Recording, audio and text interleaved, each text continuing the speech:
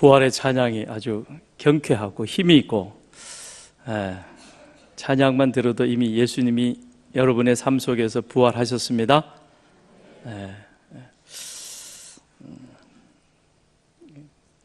다음에는 율동까지 같이 하면 더 부활의 기쁨, 부활의 그 즐거움을 같이, 너무 참 은혜로운 찬양이었습니다.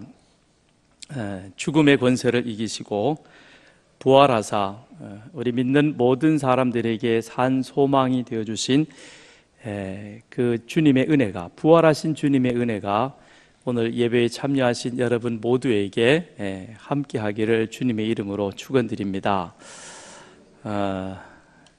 요즘 우리 사이에 한때 유행되었던 그 단어 중에 하나가 불금이라는 단어가 있습니다. 불금 아시죠? 불금이, 그러니까 눈이 반짝 뜨이시는 분도 계시고, 그게 뭐지 그러는 분도 계실 겁니다. 물론 이제 전혀 없으신 분들도 계세요. 주 5일제 근무가 시행되어지면서 금요일이 그 평일의 끝이면서 또한 휴일의 시작점이 되어지기도 하죠. 그래서 5일 동안 그 직장생활, 사회생활 속에서 많이 지치고 힘들고 어려웠던, 그래서 이제 내일이 출근도 안 해도 되고 근무도 없고 직장 상사의 눈치도 안 봐도 되고 완전 자유해방, 그 기쁨. 그래서 이 밤이, 금요일 밤이 끝나지 말아 달라. 그래서 불타는 금요일 밤, 그게 계속 지속되기를 바라는 그런 마음에서 불금이라는 그런 단어가, 신조어가 만들어졌습니다. 물론 그것하고 전혀 상관없이 그렇게 생활하시는 그런 분들도 계십니다. 주 5일 근무가 아니라 일주일 내내 이렇게 힘들게 일하시고 어렵게 살아가시는 그런 분들도 우리 가운데는 계시지요. 그런데 세상에서는 불금입니다. 그런데 저희들이 사순절을 지나고 고난주간을 지난 한 주간 지나가면서 그 고난주간의 금요일은 예수님의 고난이 최절정에 달했던 바로 그런 시간이었습니다. 제자들과 예수님은 마지막 유월절 식사를 마치시고 겟세마네로 기도하러 가시다가 기도하십니다. 그리고 그곳에서 이제 대제사장들, 그 다음에 서기관들, 장로들, 그들이 보낸 그 하속들에게 붙잡혀서 그 밤새도록 불법 신문을 당하시고, 그리고 마침내 빌라도의 십자가 사형 언도에 따라서 우리 주님은 십자가형을 받게 되어지는 것입니다. 그 불법 재판을 받으시는 그 동안 예수님은 충분히 당신의 자신을 변호하실 수 있었습니다. 그렇지만 예수님은 침묵하셨습니다. 그리고 십자가에 못 박히셔서 마지막 절규하듯 한마디 외치십니다. 엘리 엘리 라마 사박다니, 나의 하나님 나의 하나님 어찌하여 나를 버리시나이까. 그 한마디 외치시고 다 이루었다 그러시고 예수님은 마침내 십자가에서 돌아가셨습니다. 그 예수님의 십자가에 달려 돌아가신 이 금요일, 그 저녁은, 그것은 절망의 날이요 고난의 날이요 침묵의 순간이었던 것입니다. 우리도 살다가 보면 이런 때를 당하게 됩니다. 부당한 일을 당해도 침묵할 수밖에 없고, 고난을 당하나 항변할 수 없고, 그리고 지금 내가 당하고 있는 이 고난, 그 누구도 대신할 수 없이 내가 오롯이 그것을 당해야만 하는, 또 누군가가 도와줄 수도 없는 그런 어렵고 힘든 시간들, 그때가 우리들에게도 아마 있었을 것입니다. 그러나 그 순간이 될지라도 우리는 절망하지 말아야 할 것입니다. 낙심하지 말아야 될 것입니다. 왜냐하면 그것이 끝이 아니기 때문에 그렇습니다. 안식 후 첫날 새벽에 이 여자들이 그 준비한 향품을 가지고 무덤에 가서 돌이 무덤에서 굴려 옮겨진 것을 보고 들어가니 주 예수의 시체가 보이지 아니하더라. 이로 인하여 여자들이 근심할 때에 문득 찬란한 옷을 입은 두 사람이 곁에 섰는지라. 여자들이 두려워 얼굴을 땅에 대리 두 사람이 이르되 어찌하여 살아있는 자를 죽은 자 가운데서 찾느냐. 우리 주님께서 예수의 시체가 보이지 아니하더라 그러면서 어찌하여 예수를 죽은 자 가운데서 찾느냐, 그는 살아났느니라, 그렇게 말씀하고 있는 것입니다. 금요일 분명히 로마 병사에 의해서 십자가에 달리셨고, 그리고 예수님은 오후 3시가 되어져서 6시간 만에 십자가에서 운명하셨습니다. 그리고 아리마대 사람 요셉에 의해서 예수님의 시신은 그의 무덤에 분명히 안치되셨습니다. 그래서 그 모습을 누가 보았냐면 바로 오늘 본문에 이 말씀에 나와 있는 이 여자들, 막달라 마리아와 그 다음에 요한나와 이 여자들이 직접 목격을 했습니다. 그리고 그들은 집에 돌아가서 무엇을 준비했냐면, 안식일이 끝난 그 다음 날이 되어지면 그 새벽에 이제 예수님의 시신에 향을 바르기 위하여 향품을 준비하였다가 아마 그 향품을 눈물로 준비했을 것입니다. 다시는 살아계신 주님을 만나지 못하고 죽은 예수님의 그 시신에 이 향을 바를 것을 생각하니 그야말로 이 여인들에게는 눈물이 앞을 가리며 참 답답한 그런 순간이었을 것입니다. 그러나 그 슬픔을, 그 괴로움을 참고 그들은 향을 준비해서, 그래서 안식일이 끝나기가 무섭게 바로 오늘 이 주일 새벽에 그들은 한 걸음에 예수의 무덤으로 달려갔습니다. 그런데 가서 보니까 이 큰 바위가 그 돌문이 옮겨져 있었고, 그리고 그 안에 들어가 보니까 분명히 그 자리에 있어야 할 예수의 시체가 보이지 않습니다. 그래서 근심하고 걱정하는 것이죠. 그런데 근심하며 걱정하고 염려하는 그 여인들을 향하여 천사가 말합니다. 어찌하여 살아있는 자를 죽은 자 가운데서 찾느냐? 이 얘기는 무슨 얘기입니까? 예수 부활하셨다는 것이죠. 그죠? 예수 다시 살아나셨다. 할렐루야. 예수님이 다시 살아나신 것입니다. 예수님이 다시 살아나셨습니다. 그런데 여자들은 준비한 향품을 예수님의 시신에 바르기 위하여 부지런히 무덤으로 가고 있었습니다. 그런데 그 옆에 같이 있어야 할 제자들은 그림자도 보이지 않습니다. 아마 생명이 두려워서 다들 어디 숨어 있었을 것입니다. 꼭꼭 숨어 있었을 것입니다. 그런데 더 답답한 것은요, 이제 이 여자들이 부활하신 그 예수님이 부활하셨다는 소식을 천사들로부터 듣고, 그리고 부활하신 예수님께서 직접 뭐라고 이 여자들에게 전하느냐면, 제자들에게 가서 내가 다시 살아났다라고 하는 그 사실을 제자들에게 전하라 그럽니다. 전하라 그럽니다. 그 여자들이 가서 이 부활의 소식을 전합니다. 그런데 제자들이 믿지 않는 거예요. 답답하죠, 그죠? 기가 막힌 일입니다. 아무도 이 말을 듣지 않는 거예요. 그리고 성질 급한 베드로만, 요한이 확인해 봐야 되겠다. 그리고 예수님의 무덤가로 쫓아갑니다. 왜 이들이 이 여인들이 전했던 부활의 소식을 믿지 않았고, 그리고 제자들은 의당 이 새벽이 되어지면 3일이 되어지면 분명 예수님이 다시 살아나신다는 그 사실을 그들이 들어서 알고 있었음에도 불구하고 그들은 어디에 가 있었는지 그 모습들이 보이지 않는가? 그 토니 캠블로 목사님이 쓴 나를 바꿔라는 책에 이런 글이 나옵니다.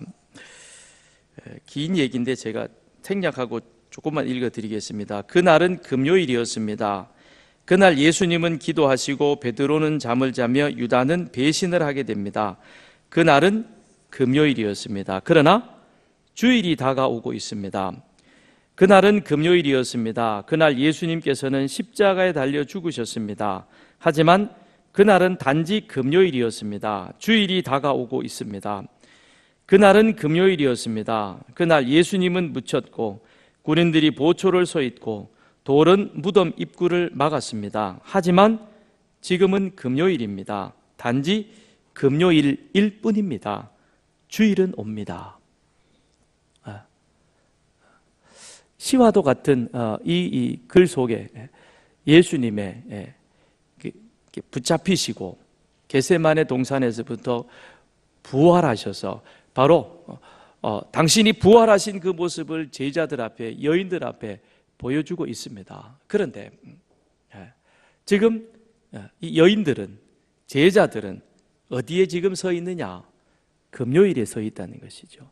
그들의 시간은 안타깝게도 예수님의 시간은 금요일을, 그 십자가를 통하여 그 다음 죽음을 지나서 부활하셔서 지금 부활하신 그 모습으로 주일에 그들을 만나기 위해서 준비하고 계시는데, 예수님의 죽음을 십자가에서 목격했던 여인들은 그 시간들이 어디에 멈추어져 있느냐? 금요일 그 시간에 멈춰 있었다는 겁니다. 제자들의 시간 또한 금요일 그 시간에 멈춰 있는 것입니다. 예수님이 다시 살아 부활하시리라고는 꿈에도 생각하지 않습니다. 더더군다나 예수님을 십자가에 못 박았던 대제사장들, 그 다음에 서기관들, 장로들, 그리고 빌라도와 로마 병사들, 그들은 직접 빈 무덤의 소식을 보고를 받았습니다. 그런데도 이들도 역시 어디에 그 시간이 멈춰서 있느냐? 금요일에 있는 것입니다. 무덤 앞에 서 있는 것입니다. 예수님의 죽음으로 그들의 시간은 끝나버렸다는 것입니다. 여러분, 혹시 우리들의 시간이 바로 지금 이 시간 금요일에 머물러 있는 것은 아닌지요? 예수의 십자가의 죽으심과 함께 여러분의 신앙과 여러분의 모든 것도 무덤으로, 죽음으로 함몰되어 간 것은 아닌지요? 왜 그들은 예수님께서 분명히 절망을 넘어 죽음을 넘어 그리고 그 무덤 속에 더 이상 갇히지 아니하고 그곳에서 뛰쳐나오셔서 우리에게 찬란한 부활의 소망을 분명히 보여주셨고, 그리고 그것을 말씀해 주셨는데도 불구하고 그들은 지금 금요일 그 시간 죽음 앞에 서 있느냐라고 하는 것입니다. 그것은 예수님께서 친절하게 당신의 죽음과 함께 다시 3일 만에 살아 부활하실 것이다 라고 하는 사실을 제자들에게 가르치셨습니다. 인자가 많은 고난을 받고 장로들과 대제사장들과 서기관들에게 버림받아 죽임을 당하고 사흘 만에 살아나야 할 것을 비로소 그들에게 가르치시되, 이는 제자들을 가르치시며 또 인자가 사람들의 손에 넘겨져 죽임을 당하고 죽은 지 3일 만에 살아나리라는 것을 말씀하셨기 때문이더라. 자, 예수님은 두 가지를 같이 가르치시고 계세요. 마가복음 8장에도 보면 장로들, 대제사장들, 서기관들에게 버림받아 죽임을 당하고, 그렇죠? 죽임을 당하고, 그러나 그 죽음 속에 영원히 갇혀져 있는 것이 아니라 사흘 만에 다시금 살아나신다는 것을 누구에게? 제자들에게, 사람들에게 똑똑히 가르치셨다는 것입니다. 분명히 가르치심에도 불구하고 제자들은 무엇만 생각하고 있습니까? 고난받고 죽는 것만 생각하셨다는 겁니다. 고난받고 죽임당하신 예수, 왜 그랬을까요? 부활이라는 것을 그들은 한 번도 경험해 보지 못했기 때문에 그런 거예요. 그들의 생각과 그들의 삶과 그들의 가치관 속에 부활이라는 것은 꿈에도 생각할 수가 없었습니다. 왜냐하면 들어본 일도 없고 그 다음에 경험해 본 일도 없었기 때문에 그렇습니다. 여러분, 우리가 하나님 예수님을 믿는다 그러면서 우리의 하나님, 우리의 예수님을 우리의 경험 속에, 우리의 생각 속에, 우리의 가치관 속에 가두어 놓고 믿지는 않은지요. 그래서 하나님은 그저 내가 필요할 때마다 불러내거나 아니면 부탁을 하고, 그리고 그 일이 어느 정도 되어질 것 같으면 하나님 피곤하실 텐데 가서 쉬십시오. 저 아니라도 수많은 이 땅의 사람들이 얼마나 하나님 예수님 불러내십니까? 그러니까 가서 좀 쉬세요. 그리고 나머지는 제가 할게요. 그리고 여러분, 그렇게 하는 것은 아닌지요? 우리의 생각 속에, 우리의 가치관 속에 우리는 전능하신 하나님을 가두어 두어서는 아니 될 것입니다. 만일 우리가 우리의 생각과 가치관 속에 우리 예수님을 가두어 놓으신다면, 그렇다면 우리들도 제자들처럼, 이 여인들처럼 주님은 이미 다시 살아나셔서 더 이상 그 무덤에 계시지 아니하고, 그리고 주님이 그 제자들과 만나기로 하셨던 그 갈릴리로 가셨음에도 불구하고 우리의 발걸음은 어디에 머물러 있습니까? 무덤 앞에, 죽음 앞에 머물러 있는 것입니다. 무덤은 절망인 것입니다. 죽음에는 아무런 능력이 나타나지 않습니다. 그곳에서는 절망과 회의만 가득할 뿐인 것입니다. 이제 여러분과 저는 부활하신 주님을 만났을 뿐만 아니라 만나고 확인하고 돌아가지 마시고, 부활하신 그 하나님 예수님의 능력이 이제는 우리들과 함께하여, 그리하여 부활하신 그 예수님의 능력이 내 삶을 주장하여서, 그리하여 우리는 부활의 삶을 살아가는 하나님의 사람 되시기를 주님의 이름으로 축원드립니다. 오늘 이 시간 우리는 부활하신 예수님을 만나는 겁니다. 만났으니 주님 감사합니다, 여기 계십시오. 그리고 우리는 또 내 마음대로 내대로 나가서 세상을 사는 것이 아니라 부활하신 예수님을 만났으면 부활하신 그 예수의 능력을 받아, 그리하여 이제는 우리의 옛사람의 모습을 벗어버리고 새로운 사람의 삶으로, 바로 이것이 부활을 살아가는 삶의 그 삶의 모습인 것입니다. 부활을 살아가야 되는 거예요. 부활은 어떤 삶이냐? 새로운 삶으로 살아가게 되는 것입니다. 그런데 그 부활의 삶은 내 힘, 내 결단, 의지로 되는 게 아니에요. 그거는 여전히 예수를 내 가치관 속에 가두어 놓고 내 방식대로 사는 거예요.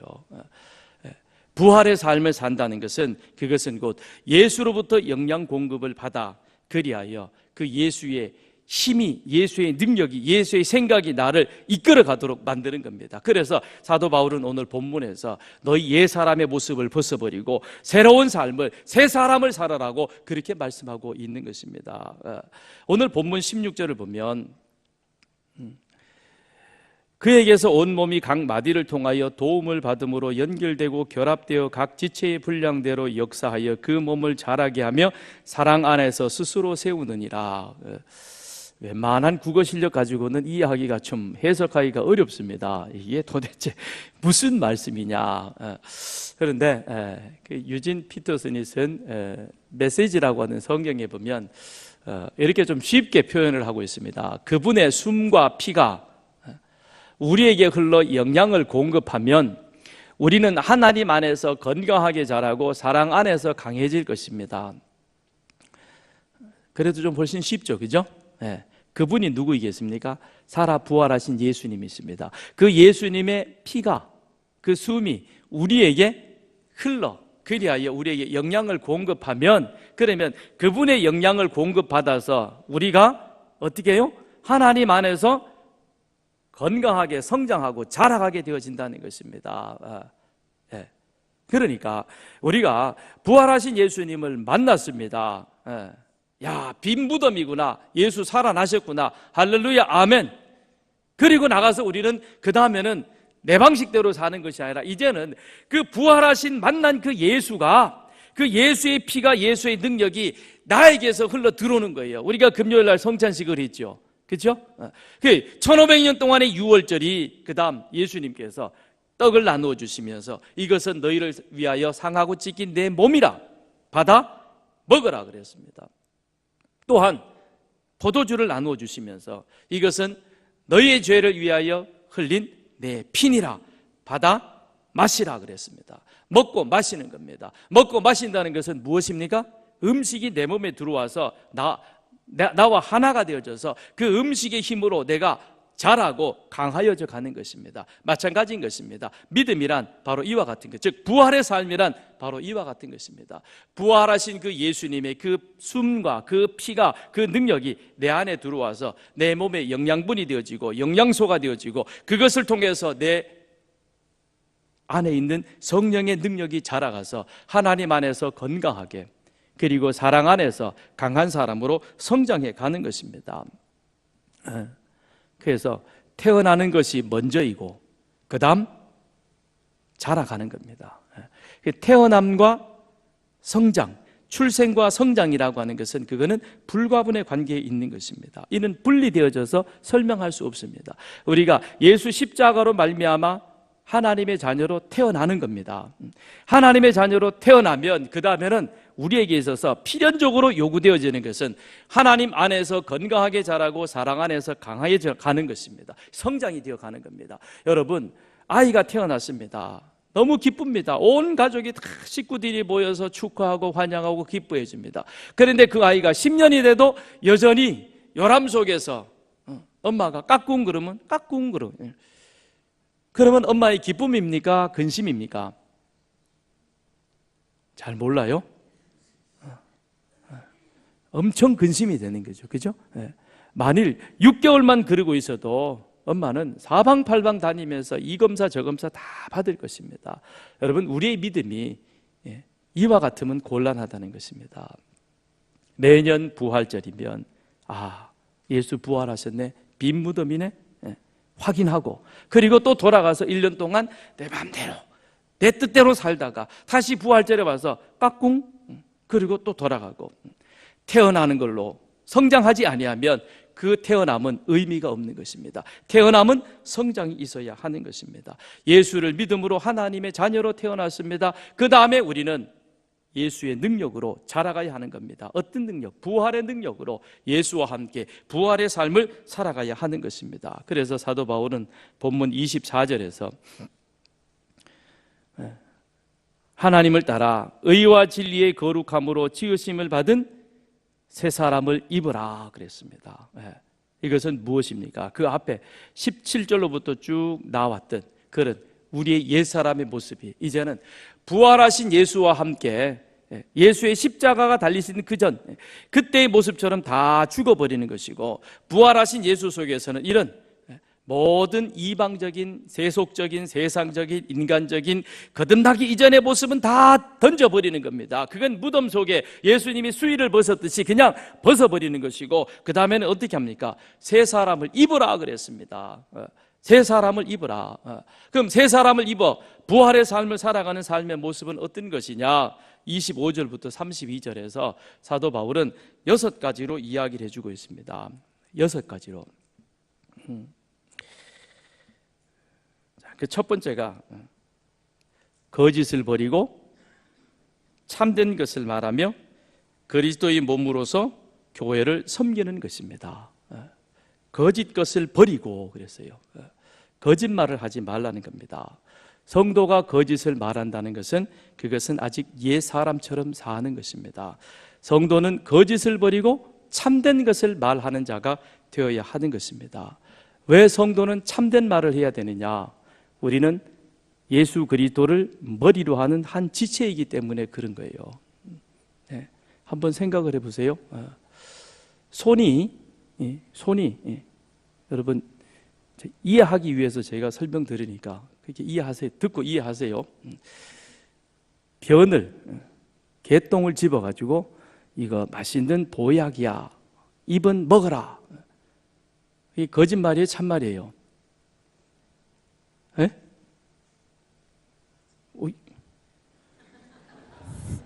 그 이해가 안 되세요? 이 손이 개똥을 보면서 개똥을 집어가지고 자기 입에게 말하기를 이건 보약이니까 먹어라. 그러면 안 되죠. 그게 거짓말이라는 거예요. 왜냐? 우리 몸은 이제는 예수 그리스도 안에서 한 지체인 것입니다. 이 안에 한 지체이기 때문에 거짓말을 해서는 안 된다는 것입니다. 거짓을 말한다는 것은 여전히 여기 17절 이하로부터 있는 뭐예요? 이방인의 아직 예수의 부활을 경험하지도, 그리고 예수의 부활의 삶을 살아가려고 생각지 않는 이방인적인 삶의 모습이라는 것입니다. 그래서 그것을 던져버리고 무엇을 하라 그러냐? 선한 말, 참된 말을 하라는 것입니다. 진리의 말, 성경의 말을 전하라는 거예요. 그래서 우리를 만인의 제사장으로 세운 것은 그것은 그리스도 안에서 선한 덕을 전하기 위하여 선전하기 위한 것입니다. 그건 바로 무엇이냐? 선전이란 다른 게 아니에요. 바로 이거예요. 여러분 주보에 있죠? 이게 뭐예요? 2019년 초청자 작전 카드. 내가 가서 내가 부활의 삶을 살아가니까 그 부활의 삶을 사는 그 삶의 모습을 세상 사람들에게 보여주면서, 그러면서 너도 내가 믿는 예수 믿어볼래? 오케이, 같이 갈게. 그 여기 적는 거예요. 그래서 데려오는 거예요. 이게 참된 말을 하는 거예요. 그래서 우리가 부활의 삶을 사는 자에게는 이는 전도의 열매가 맺혀지는 거예요. 그 다음에 두 번째는 분노함으로써 범죄에 이르지 말을 것을 말해주고 있습니다. 분을 내어도 죄를 짓지 말며 해가 지도록 분을 품지 말고 마귀에게 틈을 주지 말라 그랬습니다. 왜 그러느냐? 사단은 분노를 기회로 해서 우리 서산교회 공동체에 불화를 일으키기 때문에 그런 거예요. 하나님이 가인에게 경고를 합니다. 뭐라고 경고를 하냐면 죄가 문에 엎드려 있느니라. 죄가 너를 원하나 너는 죄를 다스릴지니라. 야, 죄가 지금 바로 내 앞에서 너를 이용해서 그렇게 해서 내 동생을 지금 죽일 그런 계획을 내 마음에 가지고 있는 거야. 그러니 너는 빨리 정신 차리고 그 내 앞에 있는 죄를 다스리라 그랬습니다. 그런데 이 가인은 그런 하나님의 경고에 시큰둥하게 생각합니다. 왜 그랬을까요? 마음속에 시기 분노가 가득 차 있으니까 하나님의 경고가 들리지 않는 거예요. 그러니까 보세요. 자기가 지금 제사가 잘못되어지는 것은 자기가 하나님 앞에 제대로 된 제사를 못 드리기 때문에 하나님이 그 제사를 안 받는 거예요. 그런데 그런 자기 잘못을 회개하려는 생각은 꿈에도 생각지 아니하고 저놈의 동생 때문에 하나님이 내 제사를 안 받으시구나, 저놈만 없으면 내가 하나님이 내 제사를 받아주실 거야 라고 생각하는 거예요. 그러니까 어떻게 해요? 동생을 돌로 쳐 죽이는 거죠. 하나님은 경고하십니다. 죄가 너를 원하니 너는 죄를 다스리라. 그런데 내 안에 자기에 대한, 세상에 대한, 다른 것에 대한 분노가 가득 차 있으면 그 분노로 인해서 자기가 사단의 도구가 되어가지고 교회 공동체를 힘들고 어렵게 만드는 그런 도구가 되어진다는 것입니다. 그거는 결코 부활의 삶을 살아가는 사람의 모습이 아닌 것이죠. 그 다음에 세 번째는 도둑질하지 말며 오히려 이웃에게 선한 일을 할 수 있도록 열심히 일하라. 별로 설명이 필요 없는 말이죠, 그죠? 이건 읽으면 그냥 그대로 해석되는 얘기입니다. 도둑질하지 말라. 십계명에도 나와 있는 얘기입니다. 도둑질하지 말라. 왜 도둑질합니까? 일하기 싫으니까 도둑질하는 거죠, 그죠? 일하기는 싫고 먹고는 싶고 그 다음에 나도 남들처럼 삐까번쩍 살고 싶고, 그러니까 뭘 해요? 사기치고 도둑질하고 남 뒤통수 치고 그리고는 능력도 안 되면서 남의 돈 그냥 말만 이래가지고 남의 돈 끌어들여가지고는 쓰고 날 때는 좋았는데 그 다음에 갚아야 될 때니까 힘드니까 그 다음에 또 이쪽에 와가지고 거짓말해서 이 돈 끌어다가 저거 갖고 그 다음에 또 그 기억력도 좋아야 돼. 나는 그 지금 설명하려도 이게 어려운데 그러니까 이게 막 정신없이 돌아가는 거예요. 도둑질하지 말라는 거예요. 대신 내가 선한 일을 하면 그러면 그런 일들이 안 생긴다는 거예요. 혹시 오늘 여러분 오시다가 보셨는지 모르겠는데 교회에 이렇게 들어오면 지난번에 청소하면서 교회 앞에 이렇게 그 잔디밭에 그 뭡니까? 무슨 나무죠? 무슨 나무? 주업 열매인가 하여튼 그 열매가 이 나무가 잔디에 꽉 눌려가지고 제대로 성장을 못해가지고 그걸 옆에다 이렇게 팠어요. 그리고는 파고는 그 파놓은 잔디를 그냥 그대로 두었어요. 치우질 않고. 그게 한 2주쯤 올라가니까 이제 말라지고 그리고 보기 흉하죠. 오늘 새벽에 아침 일찍 어느 장로님이 오셔가지고 아침 일찍 그거를 다 혼자서 손수 치우시면서 거기에 있는 잡초를 다 뽑으시더라고요. 장로는 이게 장로예요. 선한 일을 하는 겁니다. 아멘. 그런 마음이 있어야지. 그래야 이 교회 공동체가 저게 바로 부활의 삶이구나 본이 되는 거죠. 그 다음에 네 번째, 입으로 더러운 말 하지 말고 선한 말을 하여 사람에게 유익을 주라는 것입니다.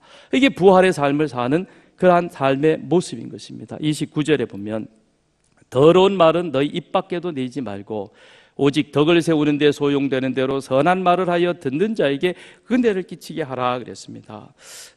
부활의 삶을 사는 사람은 아주 가벼운 말이라 할지라도 덕을 세우는 그런 말을 해야 할 것입니다. 남에게 상처 주고 해를 주고 시험 주는 그런 말을 해서는 안 될 거예요. 신방을 다니다가 보면 이런 경우들을 종종 보게 되었습니다. 부인은 참 열심인데 남편이 잘 나오질 않아요.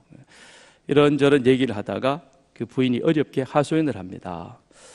실은 남편이 어느 때 교회 가서 상처받았어요. 다들 보면 교회 시험 들었어요. 근데 그 시험 들었던 얘기를 가만 보면 전부 다 말 때문에 시험이 드는 거예요. 말. 이 한마디 두마디 옮겨지는 그 말 때문에 그게 다 시험이 되어가지고는 그래서 교회를 안 가는 거예요. 그럼 여기서 말하는 더러운 말이라는 게 뭐겠습니까? 남이 듣기 불편한 말, 혐오적인 말, 그 다음에 중상모략하는 말, 험담하는 말, 이런 말 하지 말라는 거예요. 할 수 있으면 우리 입이 이게 지금 하나님의 복음 전하고 이 성경 66권의 거기에 담겨 있는 이 은혜로운 말을 전하기도 바쁜데 언제 그렇게 뒤에 돌아다니면서 험담하고 뒷담화하고 중상모략하고 그리고 그냥 남 좀 잘하면 그거 갖다가 씹어 제끼고 오늘 새벽에 그러면 누가 와서 치웠을까? 그 누가 그랬을까? 그러지 말고 그냥 나도 그러면 다음에 해야 되겠다. 근데 그걸 알아보고 그 목사님이 장로님이라고 했지 장로 누굴까? 그러고는 이게 아니라는 거. 이게 뭐예요? 나도 그래야 되겠구나. 목사님이 이름을 안 바뀔 때는 이만큼 이유가 있겠지.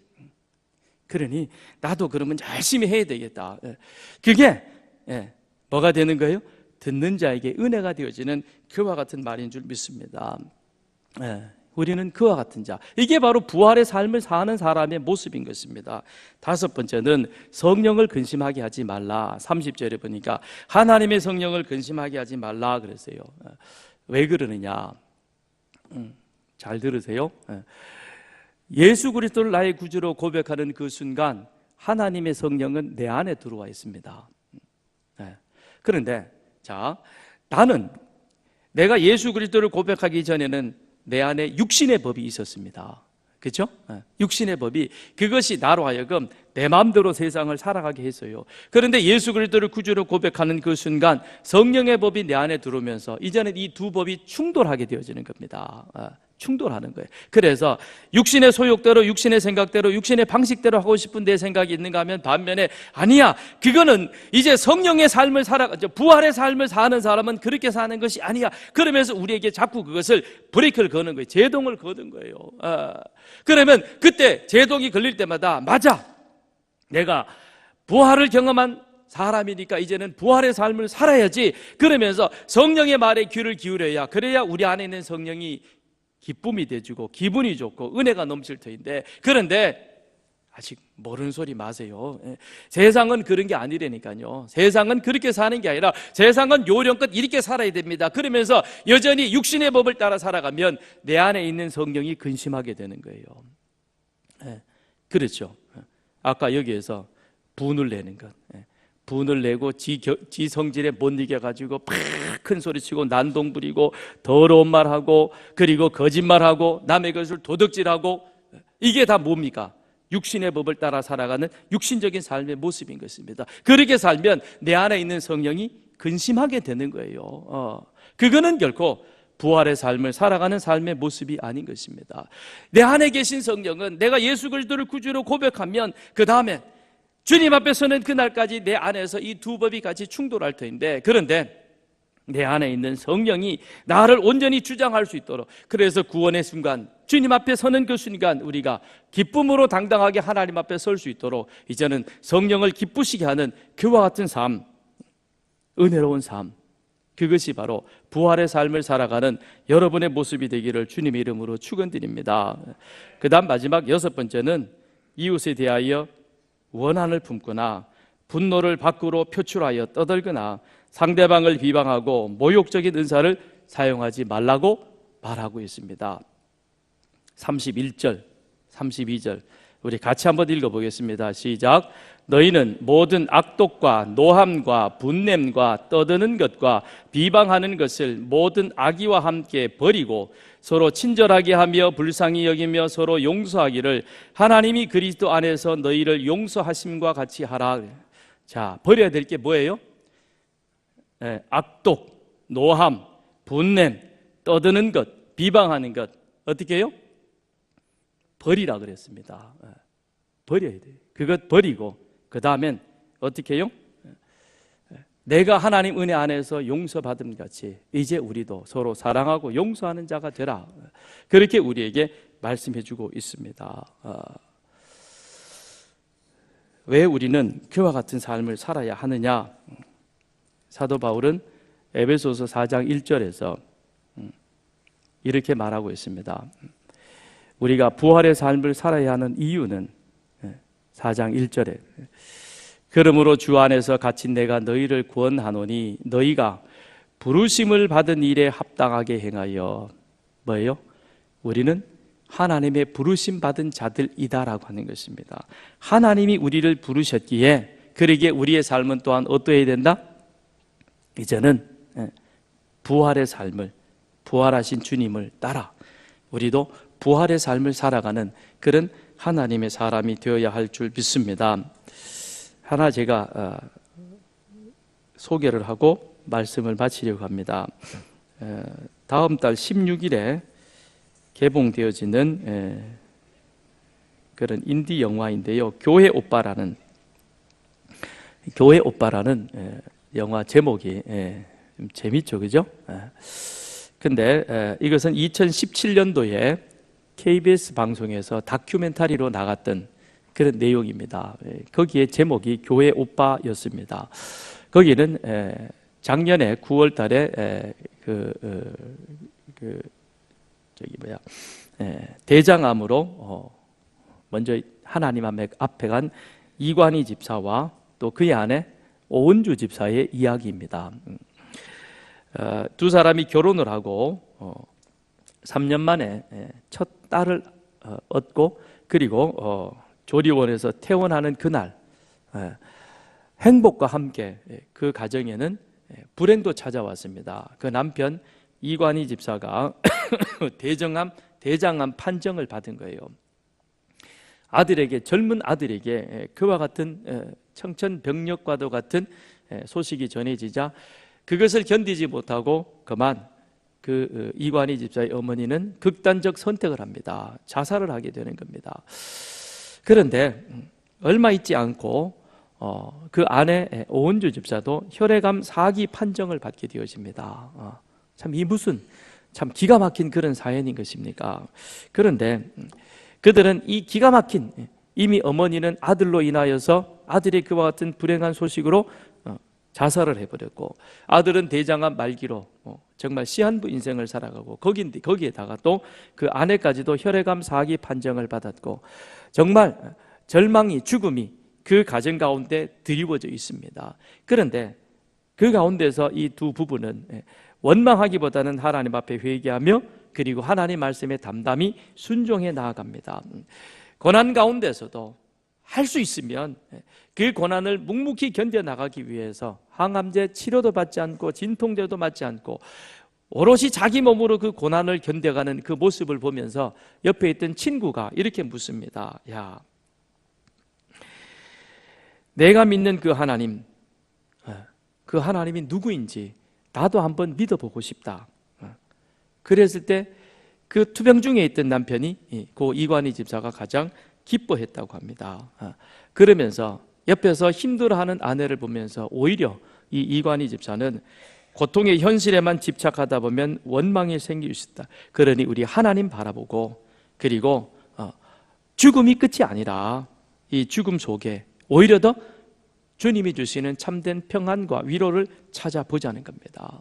그러면서 우리의 삶 전체를 놓고 보면 그러면 그 속에는 하나님이 우리에게 주시는 은혜가 오히려 지금 우리가 받고 있는 이 고난과 고통보다는 더 크다는 겁니다. 그래서 하나님이 큰 은혜의 우산 속에 죽음이라고 하는 작은 것도 닫혀져 있는 것이지 그것이 결코 하나님의 사랑, 하나님의 은혜보다는 크지 못하다는 것입니다. 그러면서 그 아내를 위로하고 결국 그가 먼저 작년 9월에 그렇게 하나님 앞으로 갑니다. 이제 이 두 부부의 투병 이야기를 담은 영화가 다음 달 16일에 교회 오빠라고 하는 제목으로 우리 가운데 찾아옵니다. 바로 이관희 집사, 오은주 집사 그들의 모습이 부활하신 주님을 만났고, 그리고 만난 것으로, 확인한 것으로 끝나지 않고 그 예수의 피와 능력이 그들 가운데 함께하여, 그것이 바로 오늘 어려운 가운데서도 낙담하고 절망하지 아니하고 부활의 삶을 살아가는 그런 예수 사람의 모습인 줄 믿습니다. 우리 모두에게도 바로 이와 같은, 이제 오늘 예수님 부활하셨습니다. 우리는 더 이상 무덤 앞에 금요일에 머물러 서 있는 그런 자가 아니라 그 십자가를, 죽음을 지나 예수님이 부활하심 같이 우리도 주 안에서 부활하여, 그리하여 우리 안에 있는 모든 옛사람의 모습을 다 벗어버리고, 그리고 주 안에서 부활의 주님과 함께 새 사람을 힘입고, 그리고 우리 주님과 함께 부활의 삶을 힘있게 살아가는 여러분과 저가 되기를 주님의 이름으로 축원드립니다. 기도하겠습니다.